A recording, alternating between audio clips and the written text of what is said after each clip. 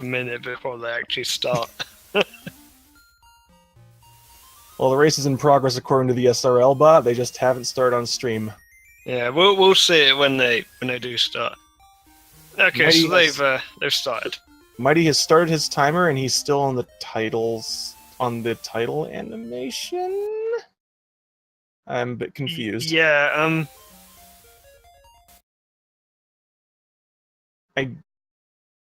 Has he got the IRC up?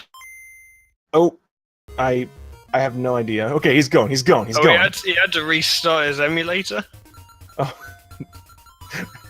That's already putting him at a disadvantage. You know, maybe he's just feeling really confident in his society. He wants to give spicefather a handicap. Perhaps. So we've got spicefather going down to the beach here for the first sort of tech in this run. He's going to use damage boost to get close enough to the sword so that he can pick up the sword whilst the owl is flying away. Yeah, so this basically saves time. Not a lot of time, but this game is just basically made up of a lot of small time saves that add up. Yeah. If he didn't do that, he would have to wait for the owl to fly off the screen. Yeah. And there's a number of ways that we can actually skip waiting for the owl to fly off the screen in this game. Well, fly off and on the screen. Yeah, Mighty getting the super fast quick sword. And still having the mouse cursor randomly appearing on his screen, but that's okay. So, we've got Spice heading up to the forest now, and he's getting close to Moblin Skip. Now, before this race started, we were talking about RNG in the run, and Moblin Skip is one of 2 bits of RNG right at the start of the run, which can be a real pain. So basically what he's going to do, he's going to try and bonk the Moblin into such a position where he will get a damage boost from the Moblin's arrow to launch him across the pit. Now, the RNG bit is that you need the Moblin to be facing upwards, and it's a 1 in 4 chance for him to be facing upwards because there's 4 directions. So he needs him to face upwards here. Yeah, he's probably better off resetting. There we go. Let's see what happens. Oh, there we go. He's got the facing upward and gets it. Not the best, but in a race you take that. You take that any day in a race. You didn't lose too much time from it. Oh, doesn't quite get an owl skip though. There we go. Gets a partial owl skip. Now Mighty's going to try his luck, getting the positioning a bit faster, but oh! Falls into the pit, though. Now, his problem there is that he didn't wall clip into the right. For this trick, you have to be wall clipped into the right, sort of increase your chance, because it sort of extends the amount of time that you're on the pit. So you have longer to be fired with the arrow. And thankfully the Moblin is cooperating and looking up a lot more quickly than it was for spicefather, so he manages to get it recover relatively quickly. For a new runner, this can be sort of a bit difficult because it's getting that wall clip quick. That's sort of the key. Yeah, but he does get the owl skip though, so that's definitely a plus. Spice getting first try trendy, shouts to Stanner93. Alright, spicefather doing the crimes. First try, not getting called out, but getting murdered instead. So this shopkeeper is the second bit of RNG I was talking about in the first 5 minutes. And there are a few patterns as to where this shopkeeper will look when you're stealing an item. And depending on how quick he looks up, will also depend on how quick he looks down and whether you're going to be able to steal the item. And there's sort of 2 cycles on it, and If you get the one where he takes a while to look up, that's the one that you want. That's the best one. If he instant looks up, that's the bad RNG. It doesn't save. It doesn't lose too much time compared to like Moblin Skip, for instance. Oh yeah, Moblin Skip is the easiest way to lose a lot of time in the first few minutes of the game. I want to say it's the most commonly reset spot of the run. That's, by my understanding and experience, that's true. Although it'd be interesting to see if that's actually true. Yeah, well, the thing is, it's in the first 2 minutes, and people generally think, well, it's only 2 minutes. If I reset, it's like I only have to do 2 minutes of the game. Well, if they're getting like 15 try horse heads, it's like, well, actually, am I really gonna reset a half-an-hour run for this? Oh god, the horse heads. That is definitely one thing I don't like about the reroute to Dungeon 6, is that when I first learned it, you actually didn't do the horse heads. So, with a new routing, you just have to grin and bear it. It's quite funny, like, the route has changed so much in recent years that we've gone from doing horse heads to not doing horse heads, to doing it again, to not doing it again, and now we're doing horse heads again. Oh, goodness. So, spicefather equipping the bow here because he intends to use it on the mini-boss. Now, he's also going to use this to do a super jump, which we're going to see in a bit. Now, a super jump is basically when you jump against a wall and use either the bow, the sword, or the fire rod. You can jump you can jump as if you're jumping off a ledge. Yeah, because in this game, if you walk right up against a corner, the game will actually clip you 1 to 3 pixels into the wall, which in a dungeon will confuse the game and it won't know if you're on the ground or if you're higher up, which allows you to do the super jump.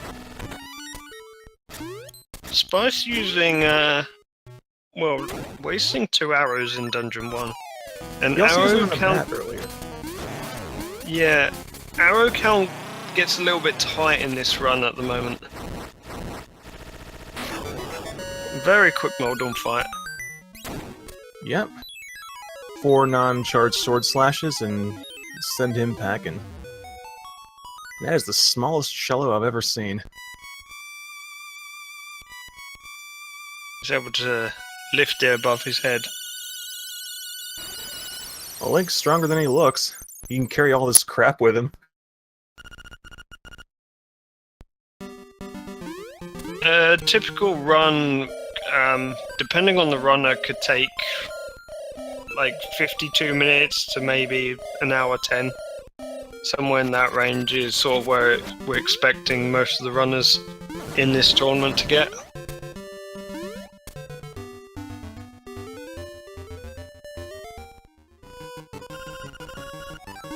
And so you'll see Spicefather is killing extra enemies. Oh, Mighty fell on Moldorm. oh, he didn't buffer the jump either. That's a surprise. Does he not know about that, maybe? He did, he tried to do it, but it was a bit too late. Ah, it's unfortunate. Yeah, that can lose you a lot of time falling to Moldorm. It would be worse if he died, thank god he didn't do that. So, Spicefather was killing extra enemies in the forest, and the reason why he's doing this, and this is the main difference between save and quit and no save and quit, is that there is 2 power-ups in this game. There is the Guardian Acorn, which will reduce the damage you take. It won't increase your movement speed. We don't want that because that wastes time getting the text box for it. The other one is Piece of Power. Now we do want that because that will increase our movement speed, as well as damage and knockback effects. Now the knockback effects can be a bit of a pain in a speedrun, but the movement can definitely make up for that. And it's sort of the main difference between save and quit and no save and quit, because if you save and quit or die, your piece of power count will be reset. Now, piece of power before Dungeon 5 will be every 30 kills. After Dungeon 5, it will be every 35 kills. An acorn will drop every 12 kills that you have not taken damage for consecutively. So some runners actually take damage intentionally in certain places to not get acorn drops. And you have to be careful, because if memory serves, if the same enemy would drop both, the acorn overrides the piece of power. Indeed. And there's piece of power exactly where you want to see it. Yeah, you want to get on the first 2 enemies of Dungeon 2. As you can see, spicefather is moving visibly faster. Yep. Now, normally you will be seeing them jumping diagonal when they move diagonal, because jumping will maintain you'll maintain your speed when you go diagonal from your left and right and up and down movements. Now, with piece of power, it's actually most of the time it's quicker to just move in that diagonal with piece of power rather than jump, because piece of power doesn't affect your jumping speed. However, I am told if you go exactly diagonal, jumping is still faster. Yeah, there's a lot of little things to keep in mind when you're trying to optimize your movement in this game.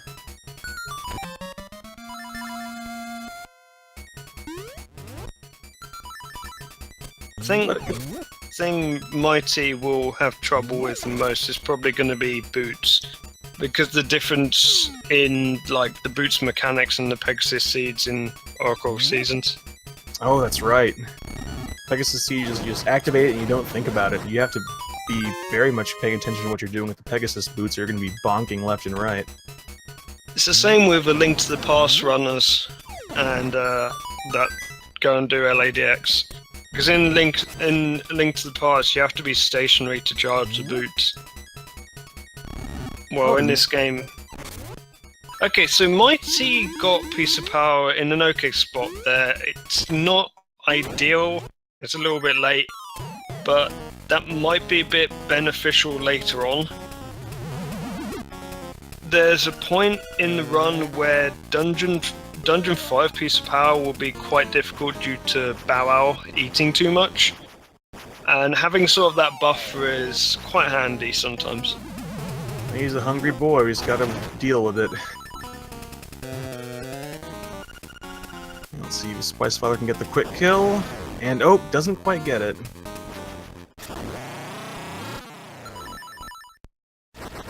It's a pretty tight window to hit him before he starts doing his spinny teleport. So, what Spice did there to get the bottle to crack instantly, normally he would take 3 hits on a wall, but because you're wall clipped, for some reason the game decides that's 3 hits when you throw the thing, which is how he was able to crack open the pot straight away. Then the second part of that quick kill is you place a bomb about half a second after you've cracked the pot, and then you fire a bomb arrow at the door, which is sort of the setup. But the timing is a bit difficult sometimes, and runners do miss it on occasion, such as in this run for Spice. Yeah, because you have to be careful, because if you fire too soon, before the bomb finishes exploding, then you only get an arrow without the bomb, and then you just wasted an arrow. And like you mentioned, arrow count is really important. Spice is already down on 2 arrows as well. Mighty going after the D2 boss while Spice starts trying to fall down a pit, by which rather than attempt. Oh, instant! The instant fall is the thing that sucks here. Yeah. Because you don't know how long it's going to take. It's random, which is why Blast Race you had TGH taking 15 tries, and sometimes you just fall straight through. Yep. But he gets it. And Mighty getting the D2, the quick kill, that's the way it's supposed to look when you do it just That's what it's meant to look like. Yes. So what Spice did there, Vela Skip, where to explain this? So there is a frame whilst you're falling on pits, the frame before you fall, which you actually are able to move on. And this is why he was buffering. He wanted that frame so that he could move down, clip into the bottom of the screen, and transition the screen. And the way you know you've got this is you'll hear the falling tone when you have it. After that, like after you unbuffer from that point, you will go down.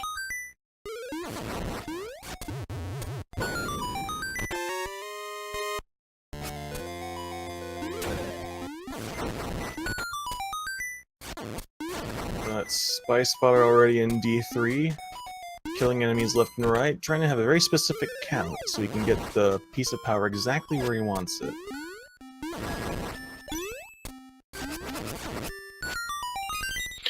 Something we haven't said is that piece of power can drop off mini bosses, except if they do drop off mini bosses, they won't actually drop. The boss will increment the counter, and it'll be as if it dropped, so you'll lose your piece of power from that. So, Spice getting in the room that he wanted it. Now, he's going to use a super jump and a bonk off the Dodongo to try and skip a key block. Now, he's going to do this twice in this run. And we can basically skip Dodongos completely as a result. The piece of power counter, once it hits 30, the next kill will put it back to 1.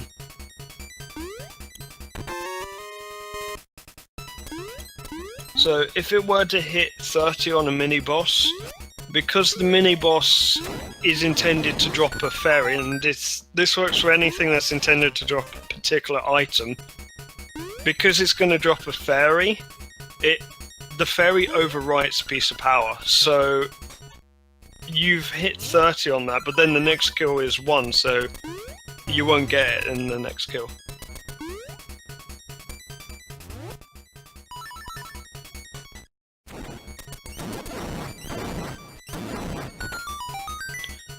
Not much else to say about Dungeon 3 though. Spicefather already coming up on the Eye boss. Oh, we didn't explain Flock Clip. I guess we can explain Flock Clip in Dungeon 6. Oh, Mighty picking up that Guardian Acorn, that's unfortunate. Right, now, the reason why he doesn't want to pick up the Guardian Acorn here, which is why he's taking damage, is that with the Guardian Acorn, piece of power will not drop at all. So you have to get rid of the Acorn if you want piece of power to actually drop. And just in the nick of time, because there's that piece of power. Yep, he got it in the right route.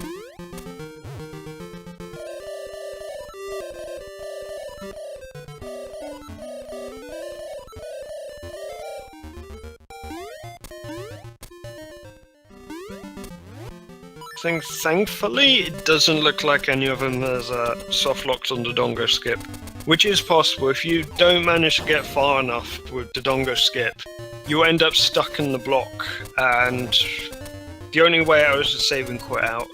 Unless you have the boots in which you can actually bonk out. In my experience, that soft lock generally happens if you don't have piece of power. Yeah, in my race with Olos, I soft locked there, and the reason I put it down to is the fact that I didn't have piece of power. Because you get a little bit of extra distance with piece of power, and that's all the difference in the world about not being stuck there. Spice attempting war skip. Now, Walrus Skip is a very risky trick. It's using a bomb trigger, which if 2 bombs are placed on alternate frames, it just triggers stuff on the screen. And the way we do that is by screen transitioning in the middle of those 2 bomb drops. Now, the problem with Walrus Skip is that when you bomb trigger it, it makes the Walrus think you've got Marin, but you cannot use any of your buttons. The only buttons you can move are movement button. The only buttons you can use are movement buttons until you enter a cave, which is what Spice just did. Now, the problem is, if you do not get the right frame, either the walrus will respawn, or you will get caught by a rabbit. And if you're caught by the rabbit, you will not be able to move off screen, and it's completely a soft lock. And if the walrus respawns, then you can move around, but your controls are all frozen. Yep, and unfortunately this is the point, like this is one of the small points in the game where there is no cave to go in. Because you need some way of breaking those bushes. Yep, and you can't even save and quit because you can't do the start select A B. You have to literally power cycle.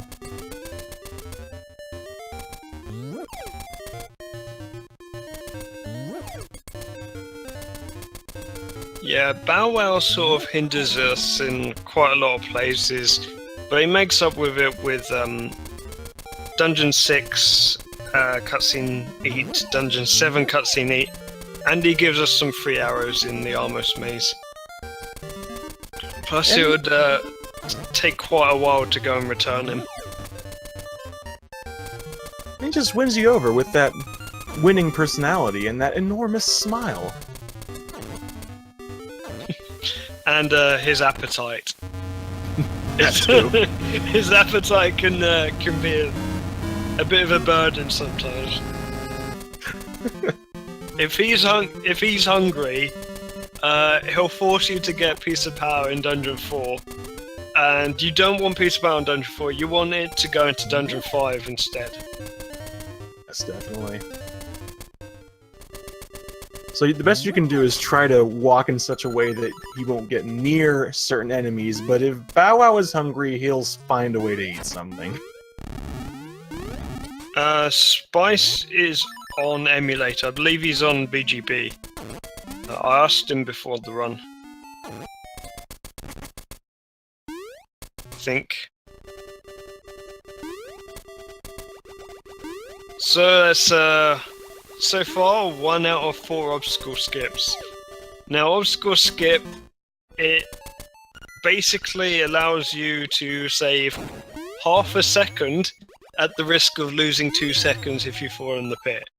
And there's two per run with the current route. It's completely not even worth the risk to do. But we do it because it's sort of a swag thing. It's like it's hype. Like if you manage to get obstacle skip, it's sort of a hype trick. What's the point in being fast if you can't look good doing it? Exactly.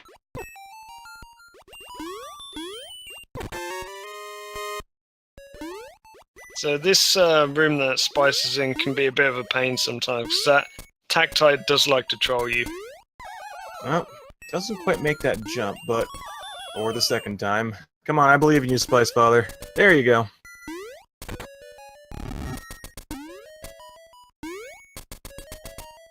Oh, almost forgets what door to go through.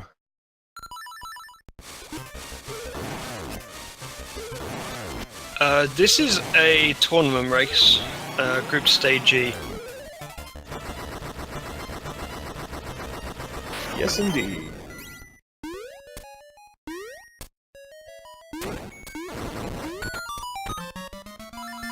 Alright, and with the flippers in hand, on foot, I did it again.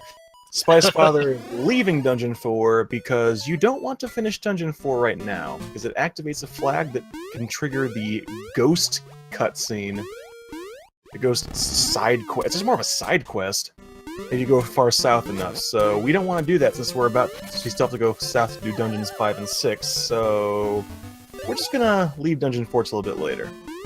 I consider Lady X with having to do the ghost as doing a ROM hack.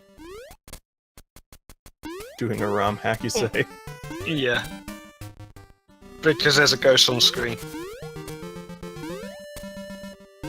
So there's actually a trigger point in Dungeon 6 which prevents the ghost from spawning again.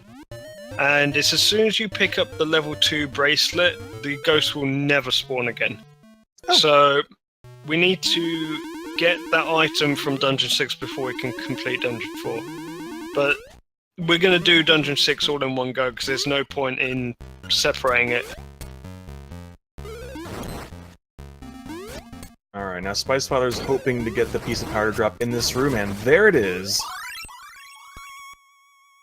Now, getting piece of power early in Dungeon 5 isn't everything. Well, it's sort of everything, but that's only half of the job. The other half of the job is keeping piece of power for as long as you can, because you will lose piece of power or acorn after taking 3 hits from enemies.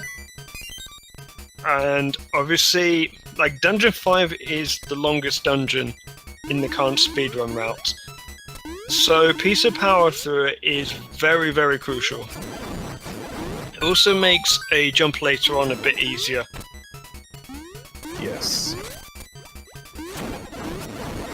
Now, a lot of runners would say that Dungeon 5 is their least favourite dungeon, and I was speaking to Spice the other day, and if there was one dungeon that he's sort of a bit nervous about, it would be Dungeon 5.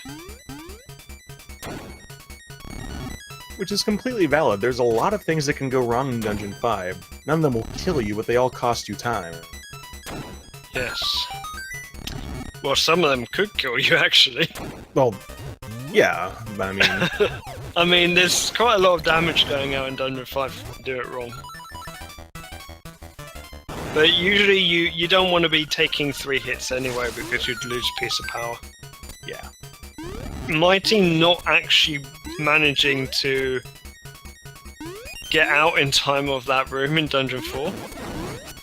So he's exited with the flippers. He's on his way to Dungeon 5 now.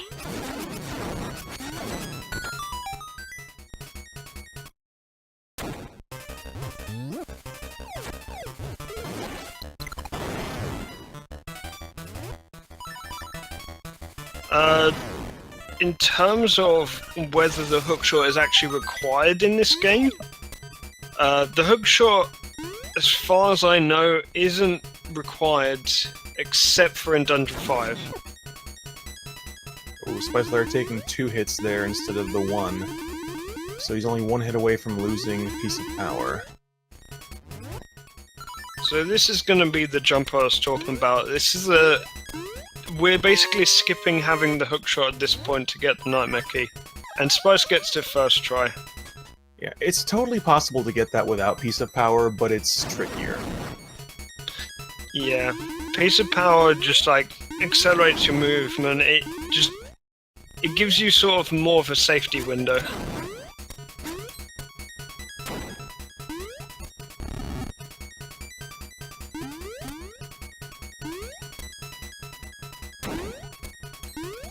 And so that's, yeah, it's Stalfos night that spicefather's been fighting. You have to fight it 4 times. You may have noticed that there are blocks in the corners of the room. The number goes up every time you fight it. That shows you the order in which you have to go to the rooms to fight it. And we're heading toward the one with the 4 blocks, which is the final fight with the Stalfos Knight, and that's where you get the hookshot. Full damage does not remove piece of power. Only hits from enemies will. Yes. And I believe it does stack with red mail.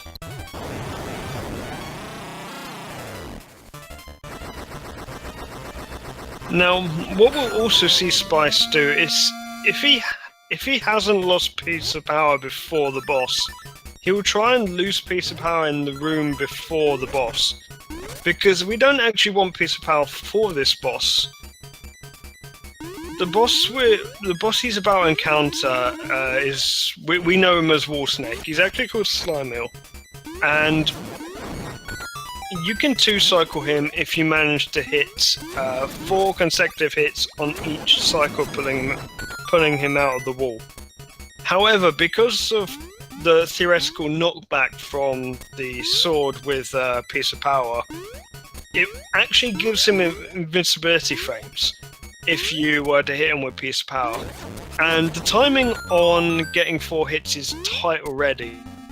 Okay, so he's lost Piece of Power, and that's actually a good thing. That's probably the quickest way he could have lost it, is being hit by that Stalfos there. Going for the hookshot jump as well, that's risky. There's a few ways to get across that gap, but usually Pegasus and Feather is the most is safe and consistent. Oh, good positioning for the first hit. Only gets 3 hits though.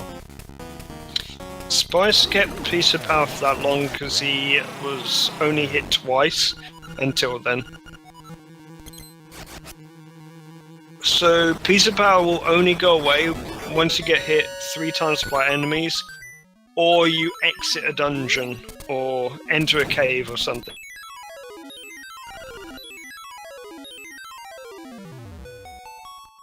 Right, so it's always a sad day in your run when you're about to enter a dungeon.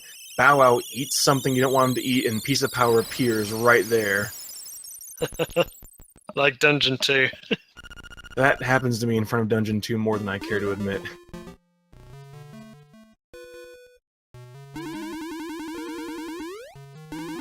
So, something that's happened now is that because spicefather has the first row of hearts completed, his Piece of Power count has now increased from 30 to 35.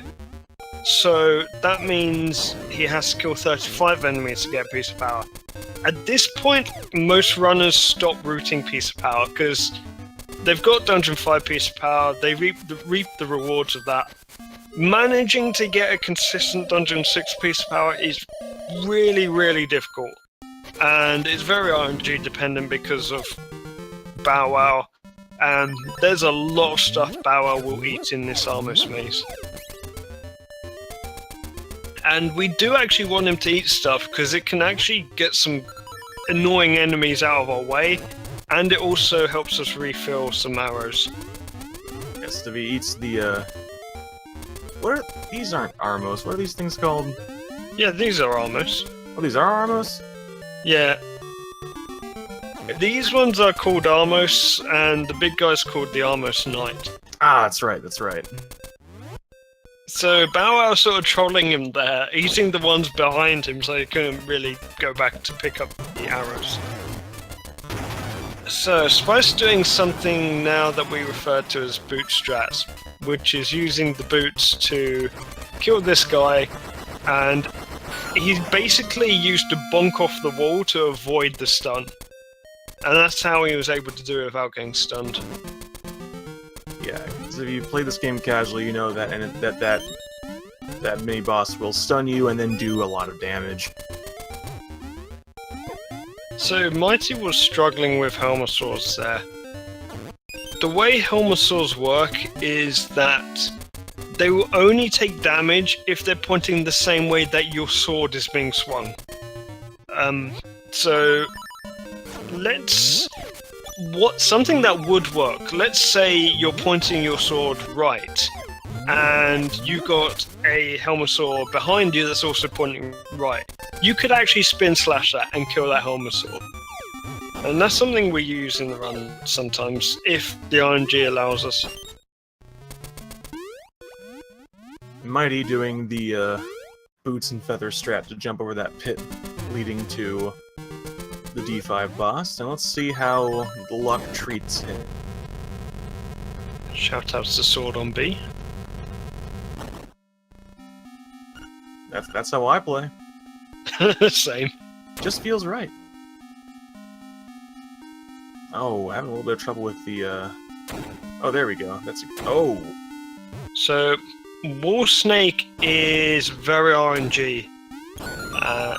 because you can't actually do anything about which side of the wall he comes out of. Now, there is a strategy which allows you to account for some of the RNG to some extent, but it's still pretty tight, and Mighty is not really able to get this at this point. Oh. Hopefully he doesn't pull him out of the wall here. Oh, he pulls him out of the wall. That can basically happen only when Wall Snake is on 7 hits out of 8. It takes 8 hits to kill him. If he's on 7, he can sometimes come out the wall and explode, and does a lot of damage. Luckily, Mighty did not die. Yeah, he was at half a heart there, but thankfully he pulls it out. So, Spice activating invincibility using the hook shot. You won't have seen him do it. When he went to touch that pot, he also pressed the hook shot. Now, if you're touching something and you press the hook shot, it will give you invincibility for that screen.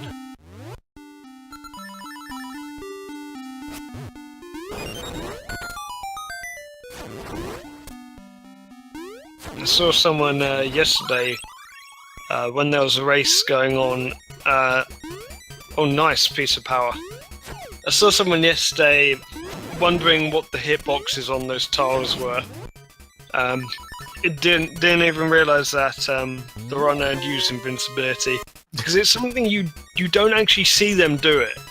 You just see them touch the pot, but they're actually activating invincibility in that. Yeah, it's once you know they're doing it, you just have no reason to suspect that there's trickery afoot. Yep. So Spice managing a super jump there, which is quite tricky because there's a small frame window to do it. Not frame, pixel. If you're too high, you can actually soft lock. Spice getting first try horse heads though. TJ's gonna love that. TJ says.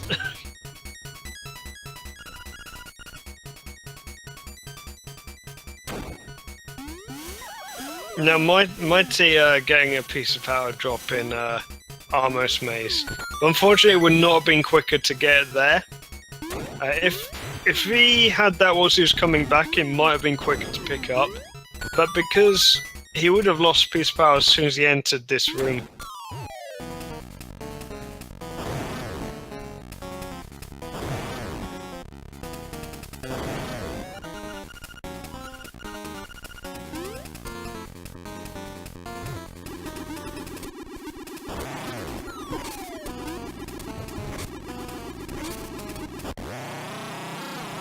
And Spicefather taking out the D6 boss, which is...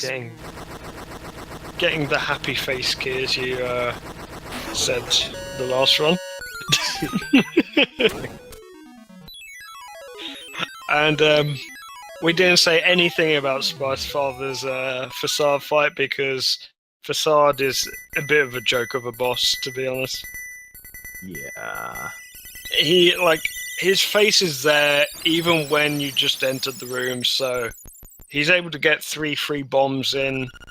But Facade only takes 5 hits, so really probably the easiest boss in the game. Oh, and Spice getting the owl cutscene skip after D6, which we didn't see last race, so that's a little bit of a treat there for all you out there viewing. Yeah, this is a bomb trigger. Which basically triggers the owl to give his text straight away, which means you don't have to wait for the text to, you don't have to wait for the owl to fly in or fly out.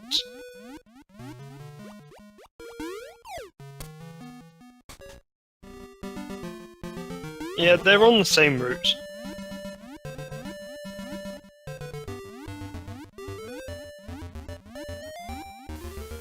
Mighty also getting the getting Bow Wow to eat at cutscene, heading into Dungeon 6, while Spicefather heads in to finish the second half of Dungeon 4.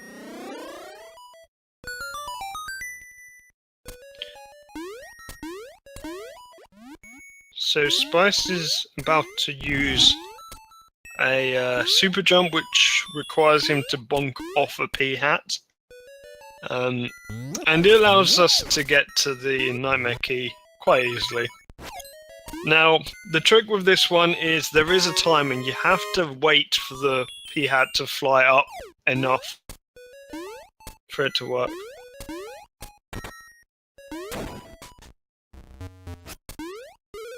Oh, it doesn't quite get the quick drop there to the anglerfish boss, but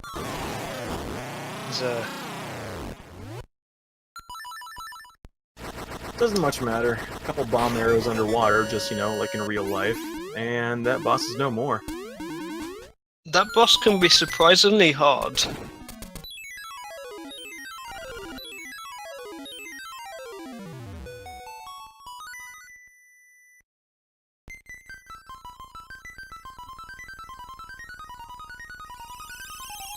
Oh, I was waiting for a payoff to that.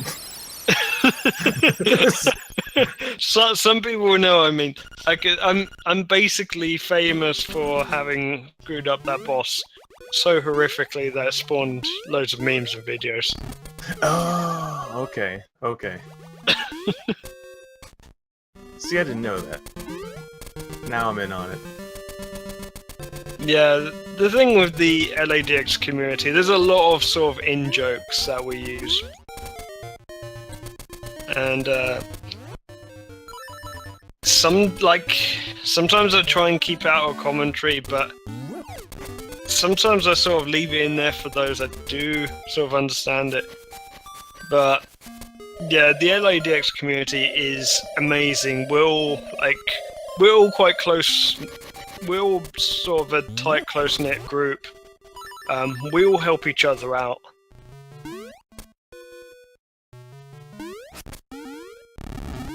It's true.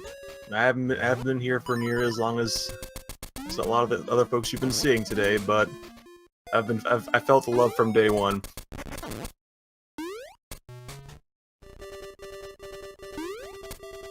Spice getting 2 out of 2 obstacle skips. So, mghtymth is trying to do a flock clip here, where he's able to use the text box to... He's able to use the text box to clip into the side of the block, which allows him to move past it. Spicefather coming up on the big bad trick. The rooster skip. Do you want to take this one? Alright, so this room, you're normally supposed to have the flying rooster to get through it, but it turns out, with the hook shot, the dinghy doesn't check if you're standing on solid ground while you're shooting it, so on the frame it comes back, you can actually jump with the Rock's Feather, but it's one frame, so that's why you saw Spicefather buffering it, because we know what the hookshot looks like on the final frame before you need to buffer the jump, so you keep doing it until you see that frame, and there you go. It's not quite as clean as doing it without the buffer, or as fast, but it takes a lot more practice to get good at that. So there's no shame in buffering. Yeah, Spice probably lost maybe 5 or 6 seconds, potentially more, potentially a few seconds more by doing that method, but what he did is that he ensured that he got it first time. Right, because if you fall into that pit, that's not just a normal pit where you fall and you restart at the entrance of the room. It drops you back outside, and you have to go all the way back around to try it again, and that costs you, I'd say, the better part of a minute. 20 seconds. Okay, maybe not the better part of a minute, but it's a not insignificant number of seconds. It's a very good idea when you're doing a race of this game to actually play it safe there. Because the alternative is you lose a lot of time.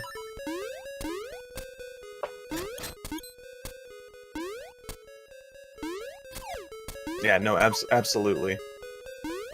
You will see some of the highest tier runners do things like bufferless rooster skip, but realistically, that is very much not a race strat. So you saw Spice killing a Zord there. Now, these bomb triggers that will knock down the pillars, the first one will not actually work if that Zol is alive. Through sort of the ordering of sprites in the sprite bank. I won't go too much into detail on that, but you have to have killed that. You have to have killed that Zol for it to work. And, ooh, spicefather cutting a little bit close on the bomb count, but he manages to break all the pillars. Yeah, this is the dungeon with the ball and pillars, but from the speed run, it's just the bombs and the pillars. Bomb triggers allow us to break this dungeon so much. Now, he's gonna try Goomba Surf. Now, this is one of the most frustrating RNG tricks in the run. No, I think he's going to go for the old strat. He had perfect RNG on the second one, but it wasn't clipped in the right amount. So he used the P-Hat Bonk to sort of get to the D7 boss. This allows us to skip the Nightmare Key. Now the thing with that Goomba Surf is that you have to do a swordless super jump, which is pixel perfect on the vertical pixel.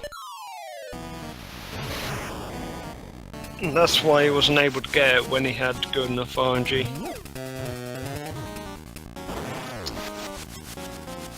And definitely not an easy trick to get. Yeah, Goomba Surf saves less than 10 seconds over doing what Spice did in the end.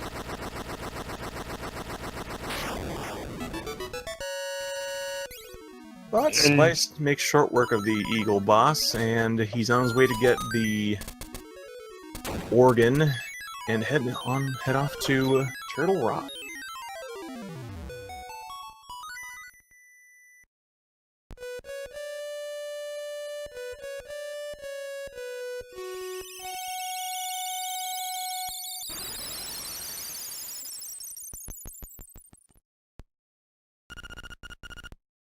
Now, something we're going to see from Spice here.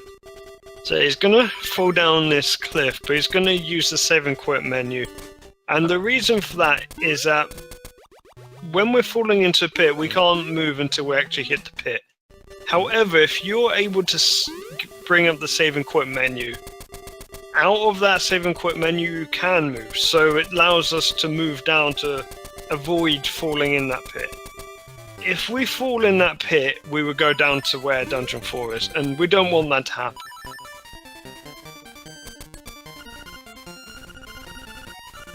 Most certainly not.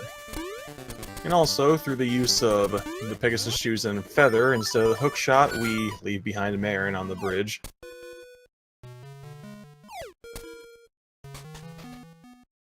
Yeah, Link just goes past man and say, sorry, speedrunning, gotta go fast.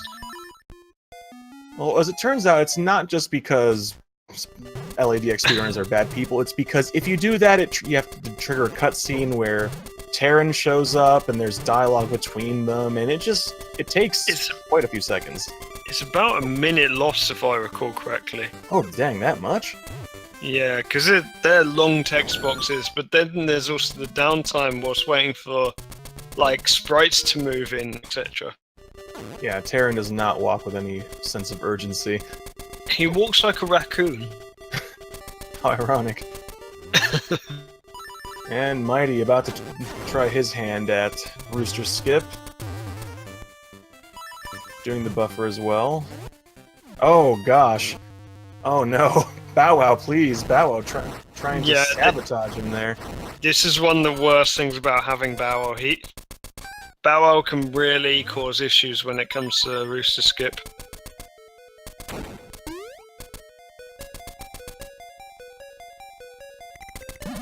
Alright, carefully, carefully. I think he's got it. Oh! Oh no! He almost had it. He didn't quite reach the platform, and at that point, best course of action is to keep hookshotting and try for a third jump. That's unfortunate. I mean, it happens. It's really not nice when that does happen, but I think all the runners will just accept that kind of thing just happens sometimes in this game. Yeah.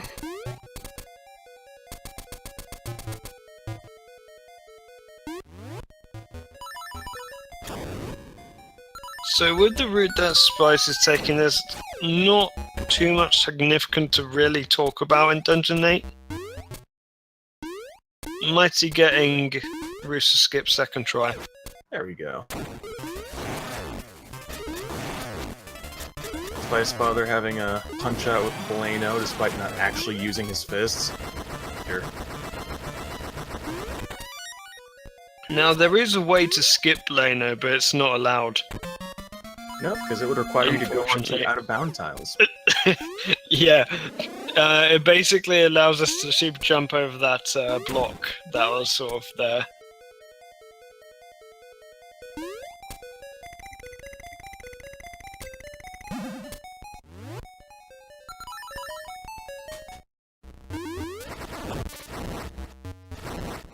Now we have the Fire Rod, which is an extremely powerful weapon that doesn't use magic because you don't have a magic meter, so you just basically set the world on fire. Pretty great. It's so great, except it can't be used on cue ball. mghtymth's missing a piece of power. Well, I mean, the piece of power dropped in a cave. That sort of sucks. That would be handy in Dungeon 7 if it dropped. Spicefather up. Okay, I was about to say, is he not going to take any jumps, but he takes them at the last possible moment.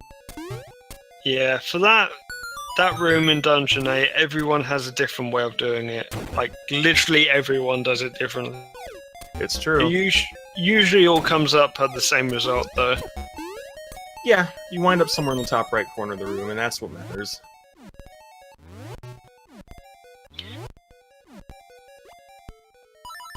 In fact, that block pushing can be a real pain sometimes when you're, like, if you don't have a good D-pad, or if you don't run on a keyboard, it can be really, really a pain because sometimes you can drop it just through bad inputs. So, Spice also used a trick known as Jesus jumping, and what this did was it allowed him to wall clip into the bottom wall so that he could do a super jump.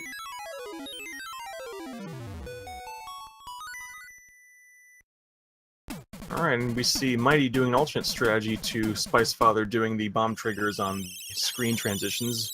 Mighty pause buffering to get them from dropping the bombs into the pit, which is the safer strategy of just doing it by pushing the button really fast.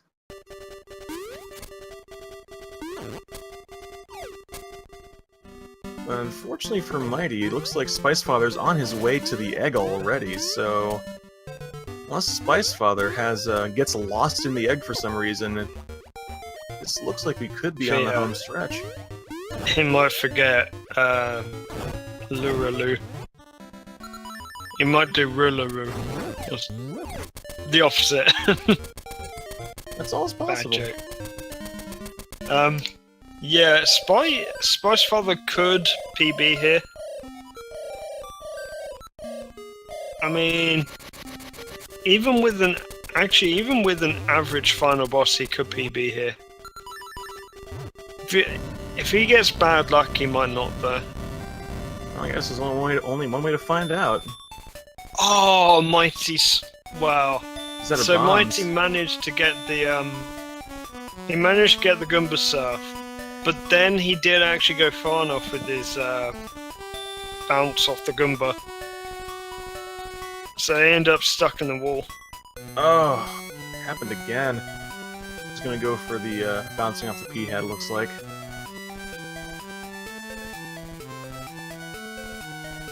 Oof. Oh, this is troublesome. Okay, so Mighty Myth basically has to do an unclipped super jump here, which is possible, but very well. It's RNG at this point. He's in a bit of a bind, that's for sure. I don't think he knows that he can do it. I don't think he knows he can do an unclipped super jump. Yeah, he's what we were talking about beforehand. If something goes wrong, he Backup strats. doesn't know the backup strats.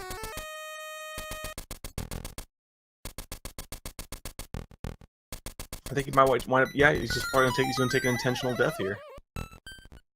Yep. Meanwhile, spicefather getting the music despawn and the dialogue skip there. Let's see if he can get that pixel to skip phase. He does not. Now, taking yes, he a does. taking a death there for Mighty, he now has to go to the same room to avoid it being classed as a death warp. Oh, that's right.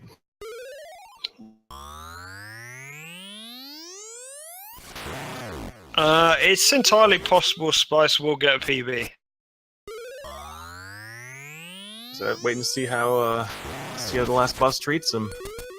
So Spice's PB is a 58-20. Oh, it's a blue ball though. I think he can have one or two blue balls as long as he has a good Deathel. And he's done with Aghanim. Now Deathel's the only thing standing between him and that PB by the looks of it. Didn't drop Moldorm either. Well, like, I say didn't drop Moldorm, and what I mean is, like, it's... Like, getting the quick kill on Moldorm is quite easy, but sometimes people do drop it through not having the right pixel or not having the right timing. And important it question, can... No, I'm sorry, but does Mighty know he has to go to the same room he died in? Because he looks like he's trying to do the Goomba surf. Probably not, although I think at this point it would be allowed. I mean, he's lost time anyway, and... Oh, Spicefather gets the killing blow on Deathel. This looks like it's going to be a 57. This is gonna be a PB by almost a minute, I'd say. Excellent. And we get the fade to white. Spicefather finishes with an SRL time of 57:20. That's... Well, his time is actually 2 seconds quicker, but for the tournament we go on SRL time. But that's a PB of 1 minute 2 seconds, which is very strong. Congratulations, Spicefather. Very well done.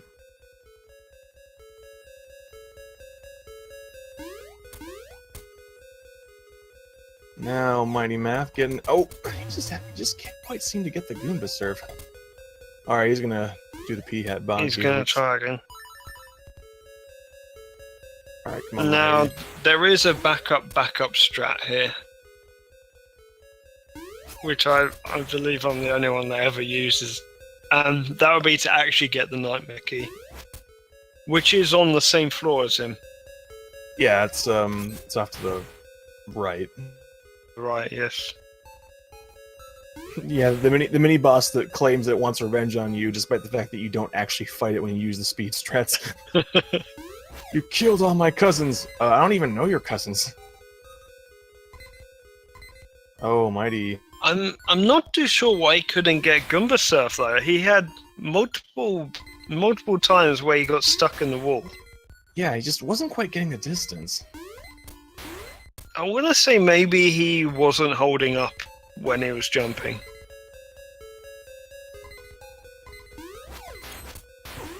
Oh, Mighty. Just got sniped by the Beamos. Not giving up. Not giving up.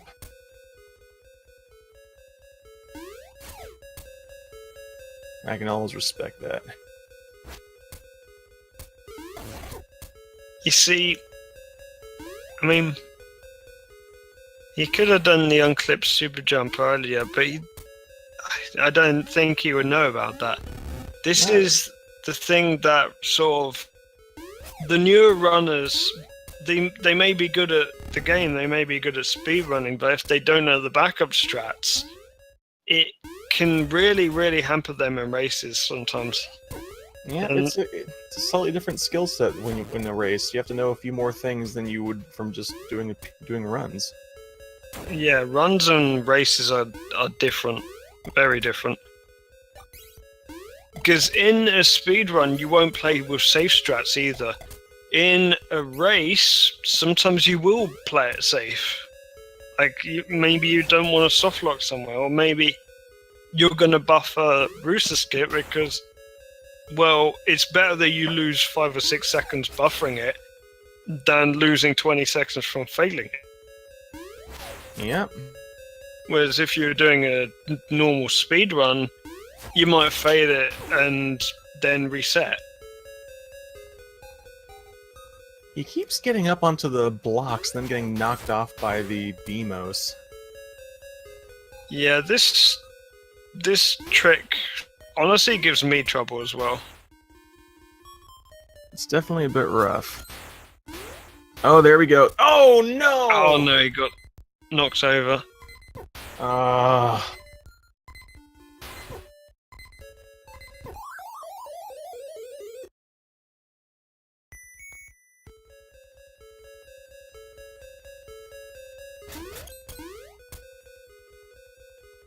That's all right, Mighty. We believe in you.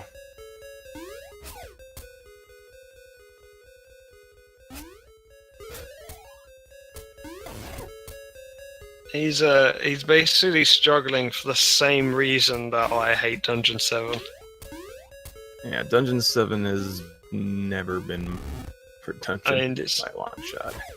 the like the boss key, just like the Goomba Surf is honestly a reason why I hate this dungeon, because Goomba Surf is very RNG. And as RNG things go, Goomba Surf can be very costly if you don't get first try.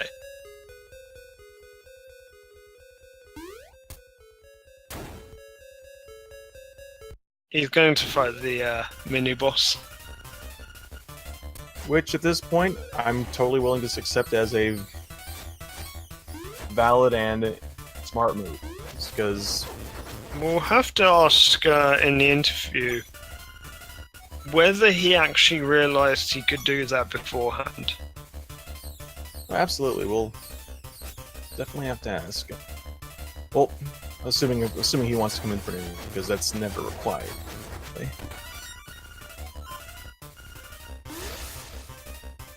Moonwalk jumps through the doorway, it's fine. And the music didn't stop, okay. Oh no! He didn't pick up the nightmare key.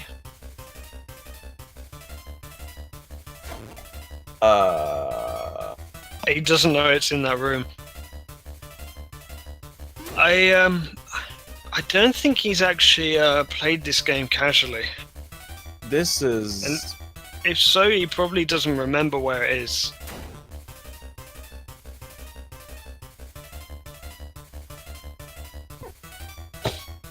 Oh boy. Now, a small thing that used to be an issue in this run is that after you killed the mini boss, if whilst the door is opening, you jumped at the door, you'd end up wrong warping into Dungeon 8, which used to be quite funny when that happened. Because it's like, oh, suddenly I'm in Dungeon 8. That's definitely troublesome. You don't want to be there. Nope.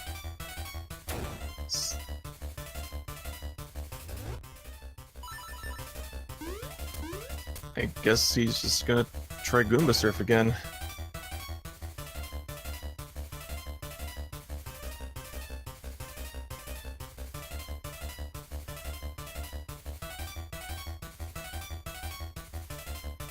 Or he's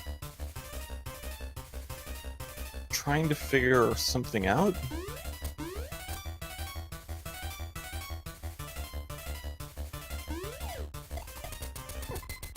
Got it!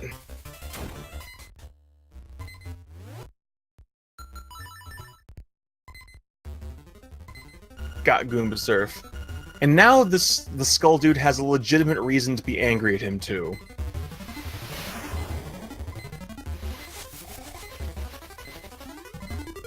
So you've actually connected the story now. It all makes sense. It's all... Oh...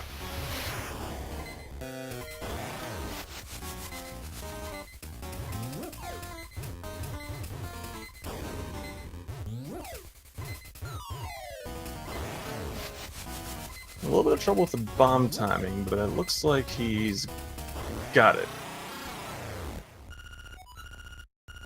And he exploded that bird right out of the sky.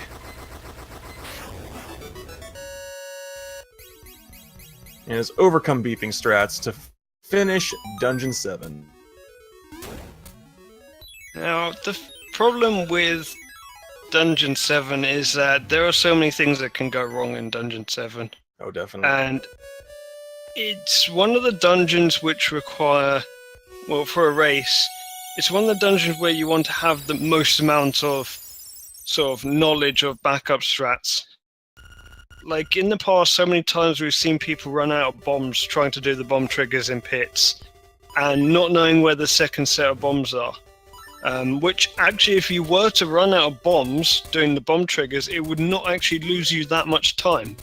Because if you know where the bombs are, you can get there relatively quickly. You'd lose maybe 20, 30 seconds. But it's just knowing that's there. Yeah. And losing 20, 30 seconds is better than thinking you're done and just forfeiting when you have no reason to. Yep.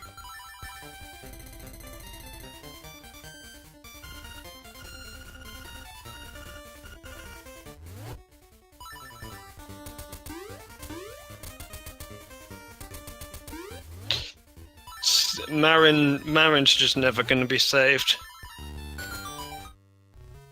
Well, I don't know. At the same time, in the closing cutscene, she does show up back in the village. So apparently, someone saved her, or she saved herself. Maybe when the island disappeared, the bridge under her despawned. Yeah, there you go. She just floated down on a cloud of song. Fell. She fell back to the village. That seems like a perfectly valid physics explanation.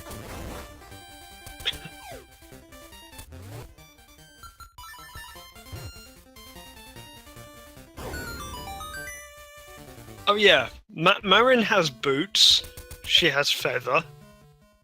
She has does she have? I think she has flippers. Does she? Actually, I've not tested that. I think she just walks on water. But yeah, using the doghouse, we can sort of find some really weird stuff like that. Oh, that's right, because normally she only tags along with you before you get the flippers, so you have no way of knowing if she can actually swim. I think she just stands on the water to be.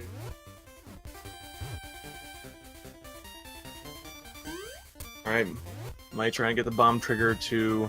There we go. Turtle is alive, and we're just going to ignore it.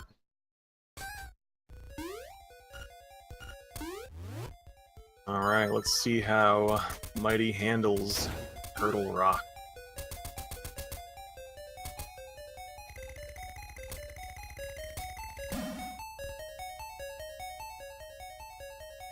So he forgets to set up the super jump here, and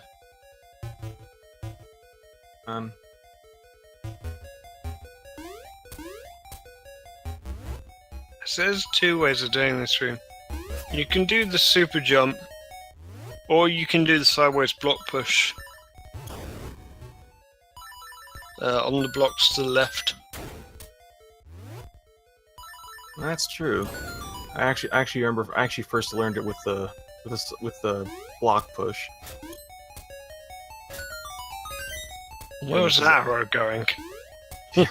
His arrow count's pretty low. But he's probably going to pick up 20 more by the end of this dungeon, so he should be fine. You basically need 16 arrows for death. and this dungeon has 2 arrow pickups that we usually get. In fact, usually everyone is really low on arrows at this point, to where they would need to get both sets of arrows. Yeah, so should be fine by the time he gets out of here. Oh! I say as he takes a dip in the lava.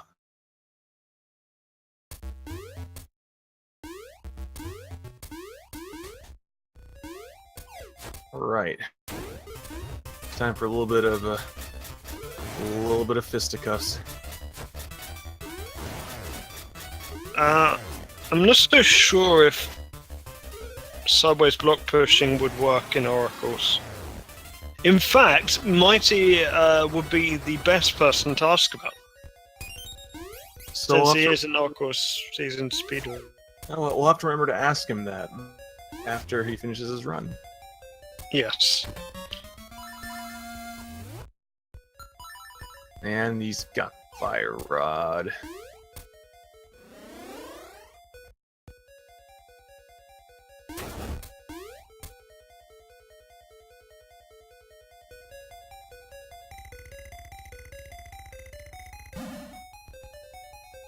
This sounds way to get the Nightmare Key and go fight Hothead.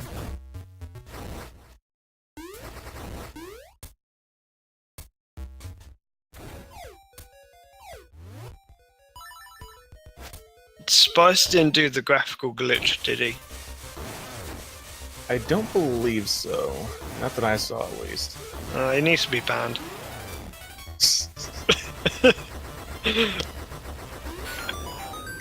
Nothing quite like an unenforceable rule to just ban everyone. Ban anyone that doesn't get 2 out of 2 obstacle skips and the wing. True mean percent. Mighty playing it extremely safe and not doing any of the jumps. Which is fine.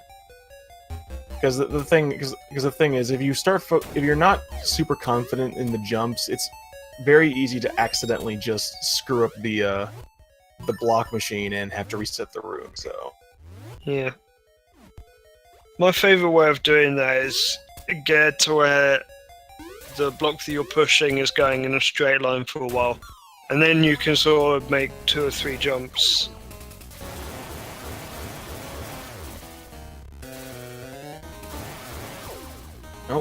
Oh goodness, that's right. Hothead's lava balls really hurt, and he gets him.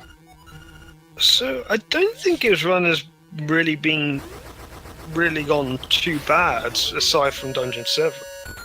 No, not at all. I mean, without that mishap in Dungeon 7, he could have been on PB pace at this point. Takes it out on the Thunder Drum, trying to set it on fire.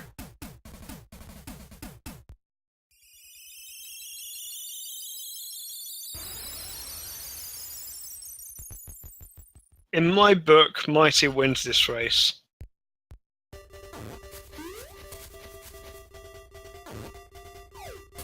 Even Sidewing is better than no wing.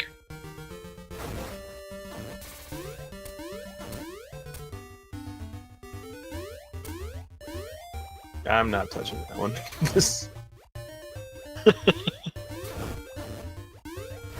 But now, Mighty is also on his way to the egg, where he will hopefully remember the directions to get through it safely.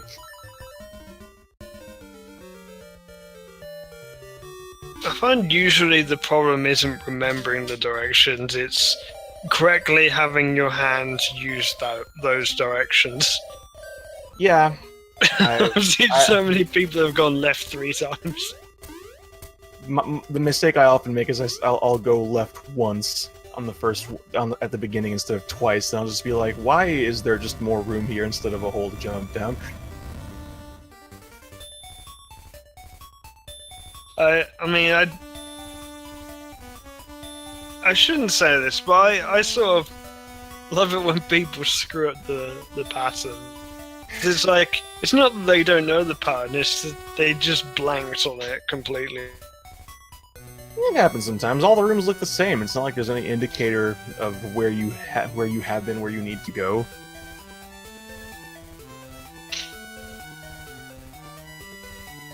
I would say that that's probably a rite of passage in speedrunning this game. Is messing up the pattern in the egg at least once.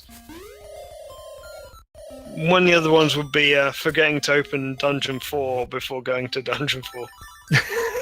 Oh gosh, So many people have done that. That's always an awkward one. The thing is, that it has happened in tournaments in the past. It will happen in this tournament, we just don't know who. Yeah, he almost went a bit too far on one of... Yeah, but he stopped himself and fixed it, so... Alright, let's see if he can get the dialogue and skip and... Nope! Yep. So good news, folks, we actually get to hear the kinda catchy Nightmare music here. The other side of that gap is one of those generic rooms. It's really, really disappointing getting to the other side of that gap and finding out there's not really anything there. I remember when I was a kid, I actually had Link's Awakening and non-DX, and I used the select trick to basically cross all those gaps and figure out, I wonder what's over there, some sort of secret. Nah, it's just another boring. So, Mighty also not knowing the quick kill pixel for not getting the bomb trigger. So he used powder. Oh, Powder is actually the intended way, but we can use our sword to sort of quick kill. But it's somewhat RNG. well, to be fair, that quick kill pixels, you can't fake that. If you don't know it, you just don't know it, and there's not really any point in trying to just fake it. Yeah. So we haven't really explained Aghanim. Aghanim in this game, unlike A Link to the Past, where A Link to the Past, like, there's a maximum amount of blue balls he can do. In Link's Awakening and Link's Awakening DX, he could blue ball you indefinitely, in theory. Oh. It's a 50-50 chance. Oh, he's a drop model.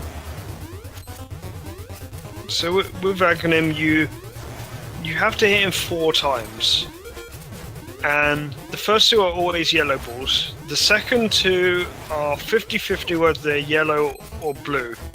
But there is no limit to the amount of blues you can get. So the world record for the amount of blue balls, I believe, is 17, held by 2 different runners. Oh, that sounds so terrible. Yeah, each blue ball is worth 8 seconds as well. 17. Oh my god. That's minutes. That's Work minutes. that one out in your head. That's minutes.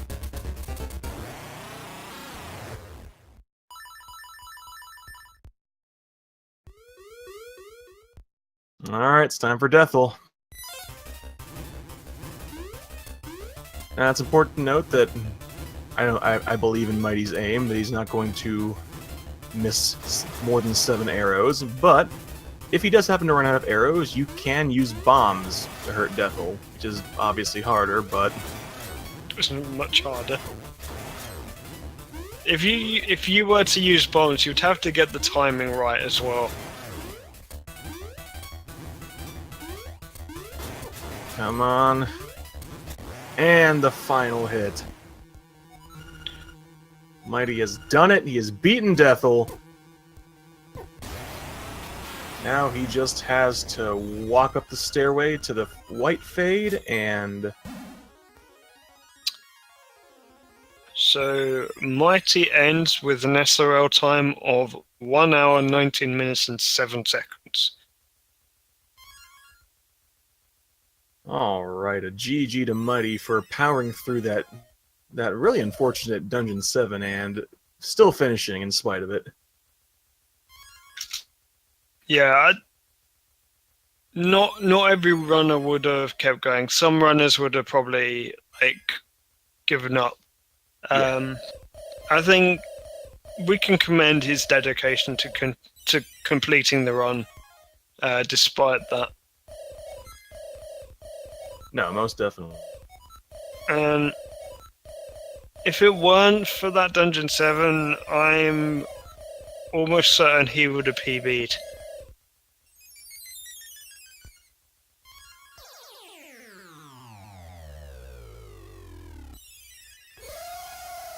So both racers putting on a good show, although Dungeon 7 being the spoil sport in this race. Let's see if we can get him in for interviews. Space and is Space Otter? If it weren't for that Dungeon 7, I'm almost certain he would have PB'd. I'm not sure. Possibly? Maybe.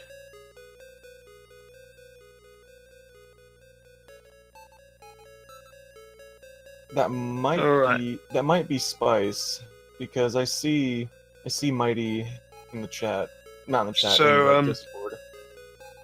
So we actually don't have time for interviews, because there is a Link to the Past race coming up next.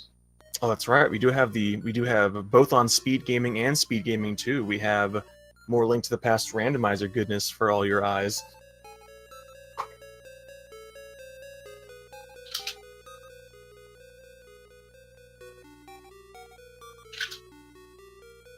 Actually, good heavens, we're actually running a little bit behind. It looks like it should have started at 5:30. So we should be. We're going to be jumping off right now. So congratulations again to spicefather for his win. GG to Mighty for finishing strong, and thank you everybody for watching. Hope you enjoyed Link's Awakening DX, and we will turn it over to Link to the Past Rando starting immediately.